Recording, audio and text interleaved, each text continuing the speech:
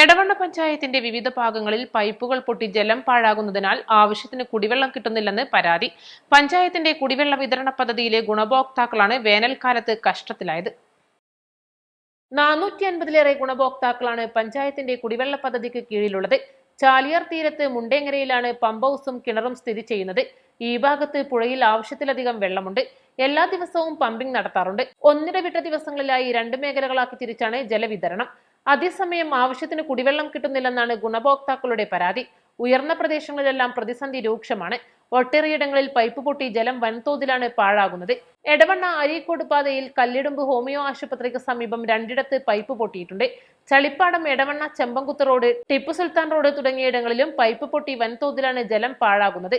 മാസങ്ങളായിട്ടും ഇത് നന്നാക്കാൻ അധികൃതർ നടപടികൾ സ്വീകരിച്ചിട്ടില്ലെന്നാണ് ആക്ഷേപം. വേനലായതോടെ പ്രതിസന്ധി രൂക്ഷമായിരിക്കുകയാണ്. എടവണ്ണ സമഗ്ര കുടിവെള്ള പദ്ധതിയും ഇതുവരെ സമ്പൂർണ്ണമാക്കാനായിട്ടില്ല. ചെരുമണ്ണ്, ടിപ്പു സുൽത്താൻ റോഡ്, ചെമ്പംകുത്ത്, കിഴക്കേത്തല, മാളിയേക്കൽപ്പടി, മേത്തലങ്ങാടി തുടങ്ങിയ ഭാഗങ്ങളിലും പൈപ്പുകൾ പൊട്ടി ജലം പാഴാകുന്നതായി നാട്ടുകാർ പറയുന്നു. ഇനിയും നടപടി സ്വീകരിച്ചില്ലെങ്കിൽ വരും മാസങ്ങളിൽ പ്രതിസന്ധി രൂക്ഷമാകും. കുടിവെള്ളത്തിനായി നെട്ടോട്ടം ഓടേണ്ടി വരുമെന്നും നാട്ടുകാർ പറഞ്ഞു. East live, Edavanna.